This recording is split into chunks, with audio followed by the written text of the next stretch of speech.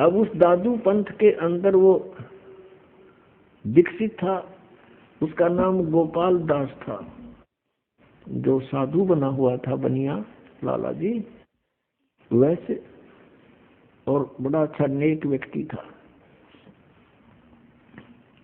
एक दिन वो चुडानी गांव में अपने किसी भगत के यहाँ रुक गया आके।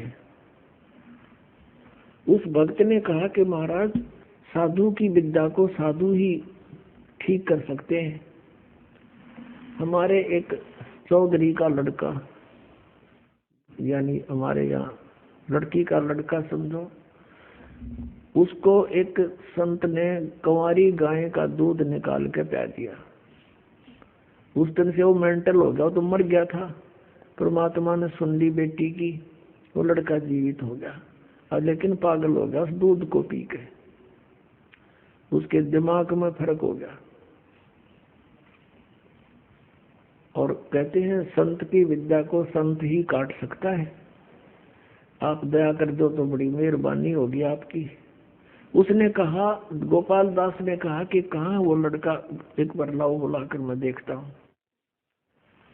अब वो व्यक्ति जिसके घर पर गोपाल दास जी रुके हुए थे, वो गया वहाँ। गरीबदास जी के नाना जी से सारी कहानी बताई कि हमारे यहाँ एक बहुत अच्छे संत आए हैं, और संत की विद्या ने संत ही ठीक कर सकता है। वो कहता मैं ठीक कर दूंगा। 5-7 और व्यक्ति मौजूद से, और साथ में वो लड़का ले लिया गरीबदास जी। 13 वर्षीय बालक वहां जा खड़ा किया। अब उस दादू पंथी गोपाल दास ने पूछा गरीबदास साहिब जी से कि बेटा, वो कौन था जिसने तेरा जीवन नाश कर दिया? क्या नाम था उसका? तब परमात्मा ने कहा कि उसने मेरा जीवन नाश नहीं किया, मुझे आबाद कर दिया। हम सुल्तानी नानक तारे दादू को उपदेश दिया, जात जुलाहा भेद न पाया, वो काशी माहे कबीर हुआ। अनंत कोट ब्रह्मांड का एक रति नहीं भारे, सतगुरु पुरुष कबीर हैं ये कुल के सिरजनहारे। ना सतगुरु जननी जना उनके माने बाप, पिंड ब्रह्मांड से रहित है जाना तीनों ताप। पानी से पैदा नहीं श्वासा नहीं शरीर, अन्न आहार करता नहीं ताका नाम कबीर। अब वो सुन रहा है कि बालक बोल रहा है काटे की बात। क्या बता कि हम सुल्तानी नानक तारे दादू को उपदेश दिया।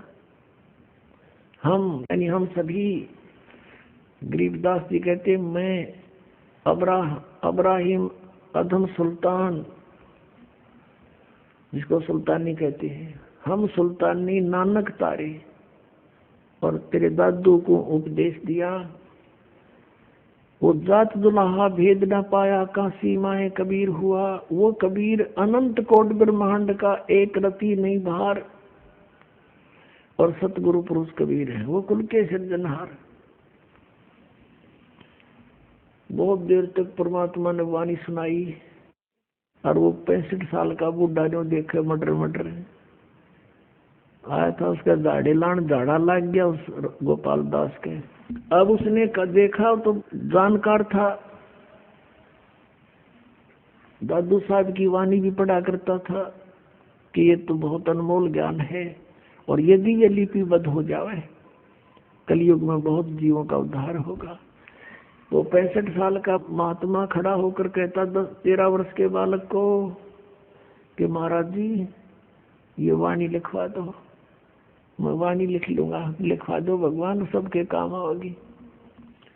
अब गरीबदास जी चल पड़े, फिर वहां से उसकी बात नहीं सुनी। अब वो गांव वाले सोचते हैं कि वही इस लड़के में तो कसूती वाला है, बाबा जी के भी जंतर मंत्र कर दिया, यो भी सही ओट बोला है, इसमें कोई भयंकर शक्ति है, भयंकर कोई इसके अंदर प्रेत बाधा है, ये बाबा जी भी साथ हो लिया, हाथ जोड़ के पीछे पीछे चल पड़ा। अब 3 दिन तक गोपाल दास उनसे रह रह कर मिलते रहे, प्रार्थना करते रहे। तीसरे दिन गरीबदास जी ने कहा कि भक्त यदि सारी लिखे बीच में छोड़ कर ना भागे तो लिखवाऊं मैं।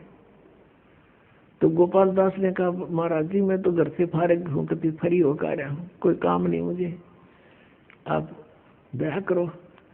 परमात्मा ने कहा ले आ कागज और कलम अपनी। अब गरीबदास जी के एक बेरी का बाग था, बेरी बड़बेरिया का बाग था, उसमें एक जंडी का पेड़ था।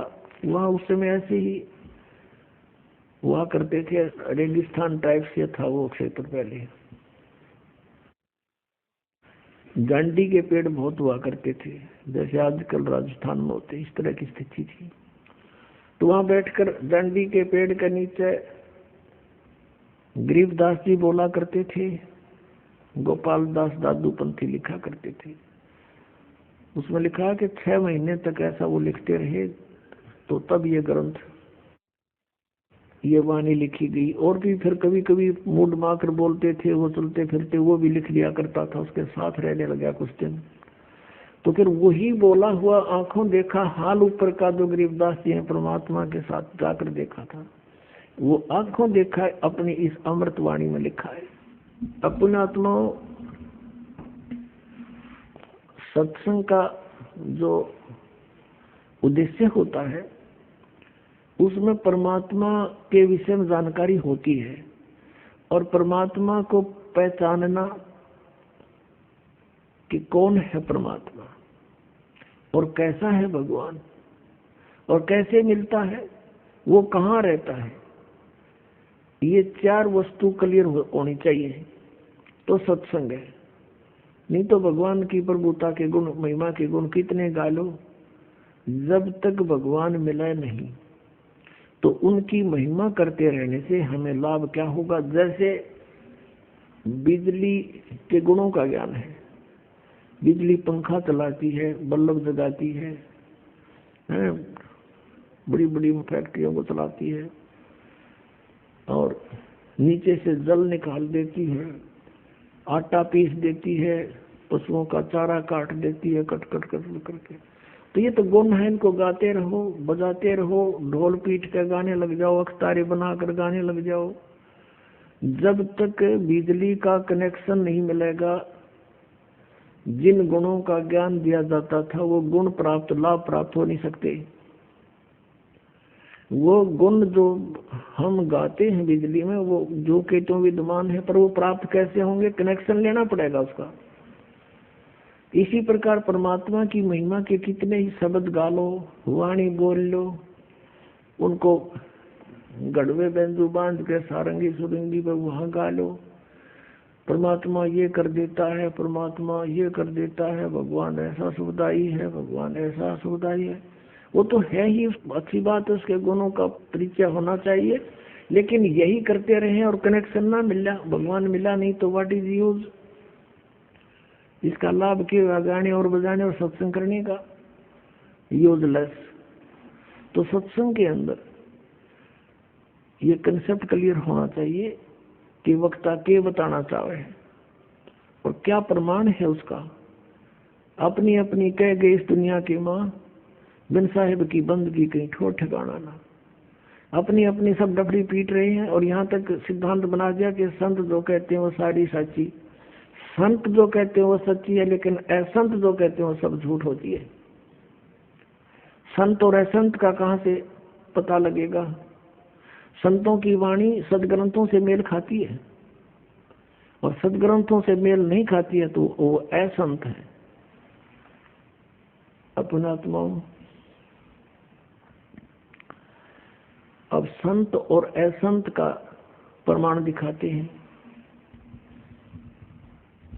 परमात्मा क्या लीला करता है वो कहाँ से हमें पता चला।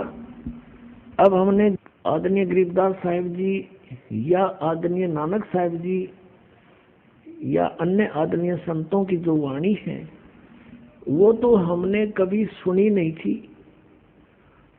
केवल कभी पढ़ते थे, एक आध दोहा, 2 4 दोहे हमारी पाठ्यक्रम की पुस्तकों में आती थी, वो औपचारिक से होते थे। और हम अधिकतर विश्वास यही करते थे कि जो गीता जी में ज्ञान है भगवान का, उस जैसा ज्ञान नहीं, और जो वेदों के अंदर लिखा है वही परमात्मा का विधान सही है। लेकिन वेदों को कोई समझ नहीं पा रहा, वो संस्कृत भाषा में। पवित्र हिंदू समाज के अंदर कोई यूं कहने वाला नहीं है व्यक्ति कि वेद गलत है। लेकिन अब काल ने नास्तिक बनाने था, इसलिए एक पंथ खड़ा कराया है राधा स्वामी, और उसी पंथ से निकला है धन धन सतगुरु सच्चा सौदा सिरसा, उसी से निकला है मथुरा के अंदर जय गुरुदेव पंथ, उसी से दिल्ली में सावन कृपाल मिशन, उसी से आगरा से चला है, वो शिवजाल जी से चला था। और वही व्यास के अंदर ये क्या कहते हैं कि हमारे गुरुओं का ज्ञान वेदों और गीता से भी ऊपर का है। हमने वेदों और गीता की आवश्यकता नहीं, इन्होंने ये और बैठाना शुरू कर दिया। अब पहले थोड़ा सा उनके गुरुओं का ज्ञान दिखाते हैं, वो वेदों से कितना उत्तम है। एक पुस्तक है सारवचन राधा स्वामी वार्तिक, और ये लगभग 150 वर्ष पहले की बोली हुई वाणी है। इन्होंने लिख रखा पहले से ही अमृत वचन समझ के, और आज तक ये राधा स्वामी में इतना लाखों करोड़ों की संख्या में अनुयायी वहां बैठे हैं बेचारे, हमको इन्होंने समझ में नहीं आई। यो गुग्गू बोल के था, यो शिवजाल जी के वचन सुनाया करता। देखो अब दिखाते हैं आपको। ये है सारवचन राधा स्वामी वार्तिक, एक पुस्तक है। प्रकाशक हैं जगदीश चंद्र सेठी, सेक्रेटरी राधा स्वामी सत्संग व्यास, डेरा बाबा जयमल सिंह, पंजाब। मुद्रक हैं लक्ष्मी ऑफसेट प्रिंटर्स, दिल्ली से। इस भूमिका से बहुत सा कंसेप्ट क्लियर हो जाता है। सारवचन राधा स्वामी वार्तिक, ये पुस्तक में जो वचन है हजूर स्वामी जी महाराज के वचनों का संग्रह है। पहले स्पष्ट हो गया बात कि सारवचन राधा स्वामी वार्तिक पुस्तक में हजूर स्वामी जी महाराज के वचनों का संग्रह है। शिवदयाल जी फाउंडर ऑफ द राधा स्वामी पंथ के विचार हैं ये वचन सत्संगों अन्य चर्चाओं के दौरान सत्संगियों ने नोट किए थे। स्वामी जी महाराज के परम धाम सिधारने के कुछ वर्ष बाद इनका संग्रह करके पुस्तक के रूप में छपवाया गया। सन 1902 में बाबा जयमल सिंह जी महाराज ने सारवचन राधा स्वामी वार्तिक को पहली बार गुरमुखी लिपि में छपवाया। प्रस्तुत पुस्तक उसी प्रथम गुरमुखी संस्करण के अनुसार है और अब इसका हिंदी संस्करण प्रकाशित किया जा रहा है। 1902 को आज 2012 हो गए, 110 वर्ष हो गए। इस अड़ंगे न पढ़ते ने और छाती कलाई बैठे बोड़ी आत्मा एक परम धनी के वदन जान के। अब देखो, अब स्वामी जी महाराज कौन है? स्वामी जी महाराज का शुभ नाम सेठ शिवदयाल सिंह जी था। आपने 25 अगस्त 1818 में आगरा शहर में जन्म लिया। आपके पिताजी का नाम सेठ दिलवाली सिंह जी था तथा माता जी का नाम महामाया जी था। आपके पूर्वज पंजाब के रहने वाले थे तथा घर में गुरु ग्रंथ साहिब का पाठ किया जाता था। आपके माता पिता हाथरस के प्रसिद्ध संत तुलसी साहिब के भक्त थे। स्वामी जी महाराज ने भी तुलसी साहिब की काफी संगति की थी। शिवदयाल जी ने भी उस हाथरस वाले प्रसिद्ध संत तुलसी साहिब की बहुत सी बातें ज्ञान सुना था। स्वामी जी महाराज ने तुलसी साहिब की काफी संगत की थी। बचपन से ही स्वामी जी महाराज का रुझान अध्यात्म की ओर था। आपने एक कमरे में बैठकर 17 वर्ष सुरत शब्द योग का अभ्यास किया। ये 8 योग डड़े डोए, इसका रिजल्ट क्या है? और सन 1861 में बसंत पंचमी के दिन खुले तौर पर आम सत्संग और सुरत शब्द योग का उपदेश शुरू किया। 18 साल तक एक कोठड़ी में बैठ कर डरे ढोकर साधना करके और के सत्संग शुरू किया, वो दिखाते आप। ये वचन बोले, फिर उन्हें